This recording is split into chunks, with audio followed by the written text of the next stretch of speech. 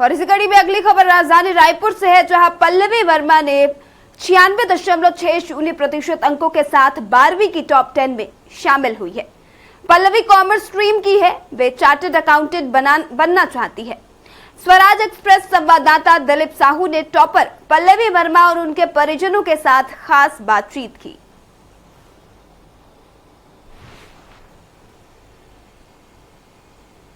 Chhattisgarh state के 10वीं 12वीं के बोर्ड एग्जाम्स के रिजल्ट आ गए हैं और इसमें टॉप 10 में खास करके 12वीं की बात करें तो 19 छात्र छात्राओं ने अपनी जगह बनाई है, जिनमें से एक है हमारे साथ पल्लवी वर्मा जी।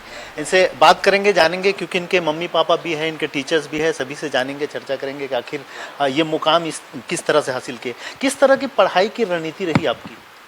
सारी क्लासेस अटेंड करना, जो भी टीचर्स बोलते हैं उसको फॉलो करना, फिर घर जाके एक बार खुद से भी पूरा रिवाइज करना और रोज़ यही फॉलो करना।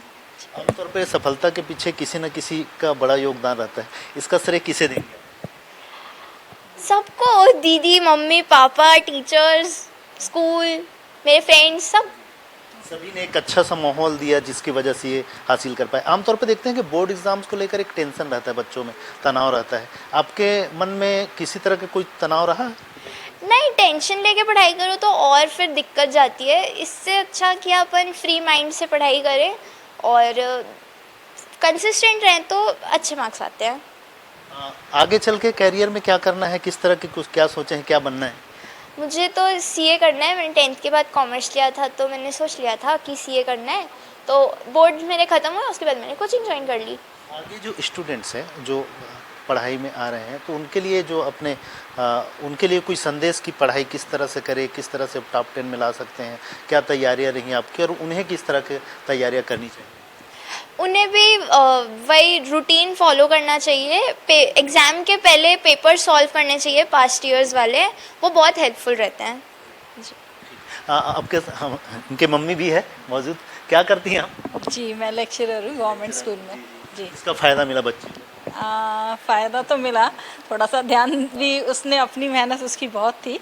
मैं बस पुश करना है बच्चे को कि नहीं, तुम जो कर रही हो ठीक कर रही हो, कहीं गलत है तो उसको बताना है। ये हम लोग का उसका रहता था उसके साथ। हम एक्सपेक्ट किए थे कि बच्ची टॉप 10 में जगह बना? मुझे उम्मीद तो थी कि वो 90+ जाएगी, पर 6th आएगी, ये मेरे लिए बड़ा सरप्राइजिंग था। अच्छा लगा, उम्मीद भी थी थोड़ी सी, पर अच्छा किया उसने बहुत। बच्चों की सफलता के पीछे माँ बाप की भी काफ़ी मेहनत रहती है, इसके पीछे लगातार करते हैं। आप किस तरह की तैयारियाँ इनको कराती रही, किस तरह के सपोर्ट बस ये रहता था कि वो मोबाइल चला रही है तो उसका जिस टाइम स्पैन में उसको चलाना है वो ही फॉलो करे। रात को टाइम से सोना है, सुबह उठना है, रेगुलर स्कूल जाना है, आके फिर रिवाइज़ करना है। पेपर्स मिलते थे तो बहुत बार पीटीएम भी अटेंड करके देखना है कहाँ उसने मिस्टेक्स की, फिर उसको सुधारना है। तो ये सब हमने बहुत फॉलो किया और ध्यान दिया, जिसका आज रिज़ल्ट दिख रहा है।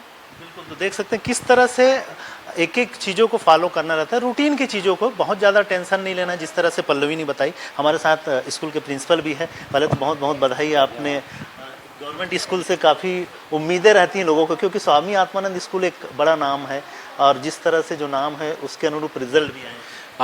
निश्चित रूप से आप यदि मेरिट लिस्ट देखेंगे तो आप पाएंगे कि आत्मानंद स्कूलों के जो बच्चे हैं वो पूरे मेरिट पर छाए हुए हैं। तो ये बहुत खुशी की बात है और लोगों को ये इससे समझ में आएगा कि जो गवर्नमेंट स्कूलों की छवि वो अपने मन में लेके चलते हैं, यहाँ पर जो पढ़ाई है और जो बाकी चीज़ों की व्यवस्था है वो उसके उलट है। निश्चित रूप से इन स्कूलों के अच्छे परफॉर्मेंस से आम लोगों में भी ये एक तो छवि का सुधार होता है और लोगों का सरकारी स्कूलों की तरफ रुझान बढ़ता है। जहाँ तक पल्लवी की बात है, हम बहुत ज़्यादा जो है आशान्वित थे कि वो मेरिट में आएगी और हम लगातार एनकरेज करते रहे हैं और अंततः उसकी मेहनत और हमारे टीचर्स की गाइडेंस ने जो है आज हमको वो मुकाम दिया जहाँ पर हम बहुत खुशी और गर्व महसूस कर रहे हैं हमारी बच्ची के 6th पोजीशन पर आने के लिए। ओवरऑल 10वीं और 12वीं का रिजल्ट कैसे रहा स्कूल का? 98% के अराउंड था, 10th का भी और 12th का भी। 10th में हमारे पास जो है 76 बच्चों में 64 बच्चे फर्स्ट डिवीज़न हैं और वहीं क्लास 12th में 110 बच्चों में 98 बच्चे फर्स्ट डिवीज़न पर हैं। तो एक आध दो सप्लीमेंट्री हैं जिसके कारण हम उसको सप्लीमेंट्री को हम पास में नहीं मानते हैं। यदि उसको भी हम ले लें कि बच्चा सप्लीमेंट्री में मेहनत कर लेगा तो 100% रिजल्ट है, कह लीजिए। देख सकते हैं स्कूल का माहौल भी काफ़ी मायने रखता है कि किस तरह से मेहनत किए हैं। और हमारे साथ पल्लवी के पापा जी भी हैं, इनसे भी चर्चा करेंगे, जानेंगे, क्योंकि इनका भी बड़ा योगदान रहा है। आपकी बिटिया ने बड़ी सफलता हासिल की है, आपका नाम रोशन किया है, कैसा महसूस कर रहे हैं? बहुत बहुत ही खुशी की बात है, बहुत अच्छा लग रहा है। आप क्या करते हैं? मैं एडवोकेट हूँ। क्या चाहते हैं बच्ची जो उन सपना लेके चल रही है, उस सपने को ही साकार करेंगे कि आपको और कुछ एक्सपेक्टेशन है उनसे? नहीं, वो 9th से ही उसने सोच लिया था कि मुझे कॉमर्स ही लेना है और मुझे सीए ही करना है। वो फुल्ली डिवोटेड है वो, और वही कर रही है वो। उसके लिए उसने प्रयास भी तभी से चालू कर दिए थे। हम लोग चाहते थे कि कोई और फील्ड में किसी और उसमें चले जाए, नहीं, बोले मैं कॉमर्स ही लूँगी, वही करूँगी। आमतौर पे देखते हैं कि बेटा अगर अच्छा कर रहा है तो इंजीनियर, बेटी अच्छी कर रही है तो डॉक्टर, तो ये परिपाटी तो। हाँ हाँ, सही बात है। आजकल बच्चे क्या है, जो खुद से सोचते हैं, मुझे लगता है वो हमसे ज़्यादा अच्छा सोचते हैं। तो उसको जो करना है, हमने तो उसको खुली छूट दी थी कि तुमको जो करना है, जो सब्जेक्ट लेना है वो तुम लो, और तुम जो भी करो अच्छे से करो बस। ऐसे पेरेंट्स जो अपने बच्चों को प्रेशराइज करते हैं कि ये स्ट्रीम में पढ़ाई करो, इस तरह के करो, उनके लिए कोई संदेश? वो तो प्रेशराइज करके देखिए, टेंशन में कोई चीज़, कोई काम अच्छा नहीं होता।